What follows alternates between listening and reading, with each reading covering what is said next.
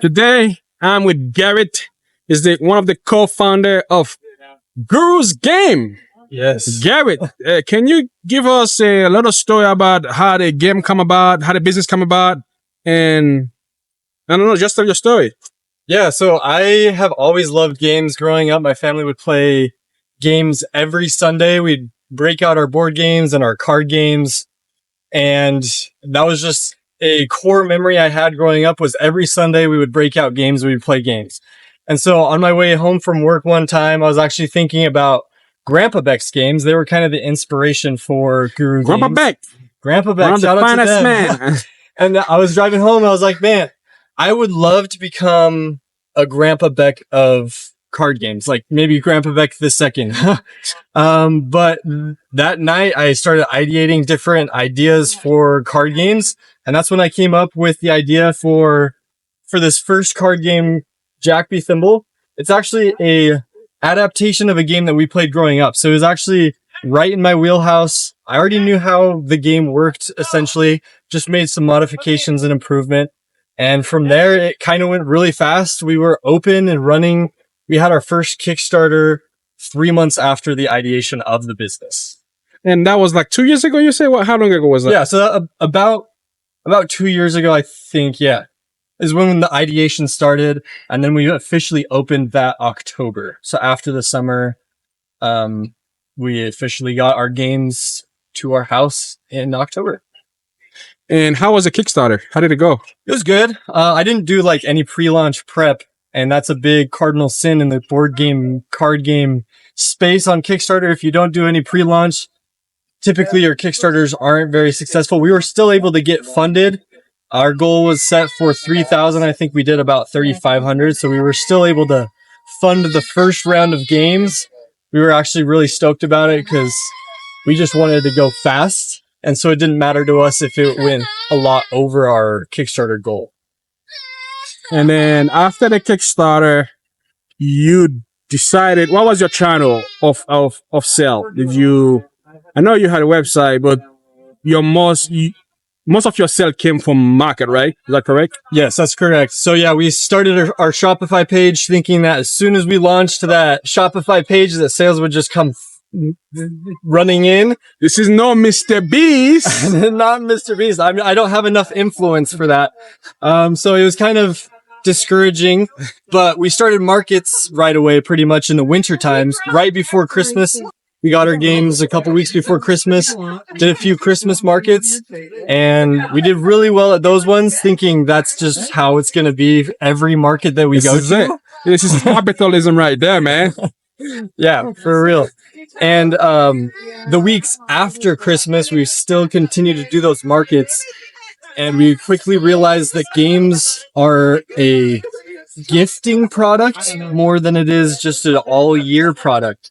So we learned really fast that the majority of our sales were going to come in quarter 4. And so we had to do whatever we could for quarter 1, 2, 3 to survive until quarter 4 the next year. I got to Q1, man, is everybody already spend their Christmas money. Yeah, everybody's broke. Yeah, I mean, they're not gonna go in February, man. Exactly, unless someone has some like early of the year birthdays, that's when we'd sell a few. But other than that, it was Christmas. Christmas was a big time. And when you used to go to market, would you go once a month? Did you have a target? Yeah, so before we got super busy with like side jobs, part-time jobs on the weekends and stuff, we would try to do a market every weekend, and that kind of got really tiring. I would advise if anyone's out there thinking that they want to do markets every single weekend, maybe do some big markets every other weekend or once a month so you can plan, gather inventory. If you're a crafter and an artsman, that you can get all that inventory made for those markets, and so you're not burning yourself out. Because what we found is we were doing those markets every single week, and after a few months, we were like, man, we're kind of done. This is hard work. We're out in the sun. We're out in the wind, the rain, and it just wasn't a pleasant time after so many weeks in a row of doing markets. So maybe ease into it a little bit if you're starting markets. Yeah, I think that's huge because a lot of vendors, let's say they make cupcake. And like, I make gluten-free cupcake. And then they get excited. They go to one market, realizing, oops, it's not selling. They quickly realize, well, they need to adjust the expectation. Yeah. I think you're right. Maybe set a goal for one a month. And then if it go, you like it, okay, twice a month. Yeah. Don't just. And that's a huge thing with small business owners. I feel like our expectations get so blown out of proportion that when we have that first experience selling, we're kind of discouraged because our expectations aren't met. So having the right expectations, like you were saying, is game changing as a small business owner. Totally, man. So how was your experience at the market? I loved it. I'm not like a huge people person. So actually my wife would do most of the markets and she just thrives talking to people. I'm kind of recluse, closed off. I'm more of the game designer and not the game seller. I can stand behind a camera and be comfortable, but put me in front of a person and I just kind of shut down. So I enjoyed it to a point. My wife enjoyed it a ton.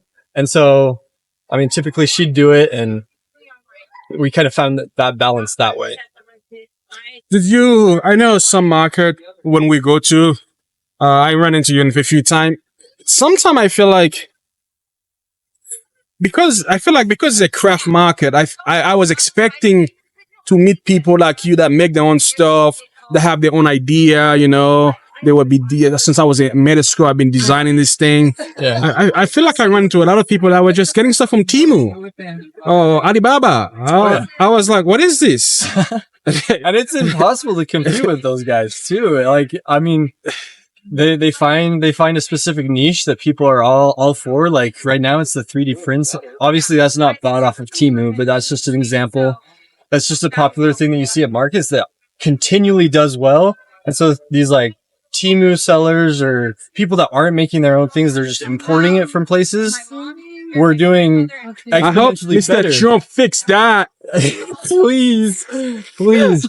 Yeah, but I saw that the importers that didn't really make their own things were doing better than what I put my blood, sweat, and tears into for like a year and a half. And so that was also another source of discouragement, is seeing the people that spent less time and less energy towards their business and were doing exponentially better than we were as far as sales went. Yeah, that's like, I don't like that. How much? I mean, I know we're gonna talk about your inventory later, but when you used to go to a regular market, how much inventory would you bring? So my first markets, I brought like 100 games, thinking like, oh, I'm gonna run out of inventory for sure. I should have brought more. And then we sold like 22 our first markets. We're like, okay, maybe we'll dial it back a little bit. And then after the Christmas markets, it dipped even further. So now it started off bringing a couple hundred units, and now we bring like maybe 50 to 100 just so our setup looks more packed. Yeah, I should say, because we only have 2 games. So we have to do something with the setup to make it look exciting. a product design kind of thing. Yeah. I mean, how much? Give us the range. How much money do you spend? Like, if someone were to start something like that, how much a capital would they need? If you're smart, so I bootstrapped everything from the beginning to now. I'm just continually bootstrapping. And so I think all I put in up front on this business was a couple $100 for the canopy, the tables, the setup, the display. Everything else, I put my artist on royalty, so I'm continually paying her. I didn't have to fork up a couple $1,000s so she could make the artwork for my games. And so that was a huge thing, bootstrapping and being really scrappy with my business. And then obviously Kickstarter, launching it on a crowdfunding site, really boosted us to where that crowdfunding kind of provided the first round of inventory and a little bit extra, to where we kind of coasted with that and the sales that trickle in. That's good. And I know you have sad story to say. So what's the future for the business? Yeah, the future of the business. Unfortunately, there is no future for the business. I've been talking to other game creators. I'm not going to name any specific game creators, but the games unfortunately don't have a lot of traction in today's day and age, a lot of families and a lot of kids and young adults that used to love playing games like I did growing up are more into the video games and the instant pleasure type things. They don't want to sit down, take 5 to 10 minutes to learn a new game and play with their family. They'd rather sit down on their phone and play on online mobile games. So we've struggled to be completely upfront about everything. So we're actually at a market right now where we're doing a huge sale, hopefully to sell through a lot of our inventory so we can recoup a little bit of COGS. But I was sad at first that I was going to have to part ways with this business, but this is my first ever business. I'm not too worried that I'm going to be one and done. I'm hopefully going to start something new and bigger and better and learn from the mistakes I've made with this business. So, Guru's game is shutting down. It's starting to dissolve, yes. Unfortunately. Unfortunately, but I think it's for the best. For the best. For the best for my mental health, yes. That's good. And right now, you have a lot of inventory. People can go to your website and order some, right? 100%. So we're running the same sale on our website, essentially. It's a little more expensive than what we're doing at this market. We're doing more than 60% off. Online, you'll have to pay a little bit extra just so we can cover the shipping that it takes to ship out the games to still recoup some of that, the cost of inventory. But what is your guys' website again? It's playgurugames.com. So you'll find us on just a quick Google search of Guru Games. It should pull us up. And even on Amazon, we have one of our 2 games on Amazon. All right, you heard the man. Garret, the man himself. Yes. The entrepreneur that never gave up. He will be back. He will be back. Back wearing a new t-shirt. Back wearing a new t-shirt. But for now, Guru's game will be in the resume somewhere in the bottom of the page. Yes. But go to his website and go to Instagram and get those inventory out of his extra bedroom. I do have to add, our games are super fun. They are really fun. The guy behind the camera, he has some of our games. I don't know if he's played them yet. They are very, but you don't have to answer. But they are very fun for all ages. We made our games specifically for families from 4 years old to 99 years old to enjoy. So check them out. Thank you. All right. Good luck, Garret. Thank you.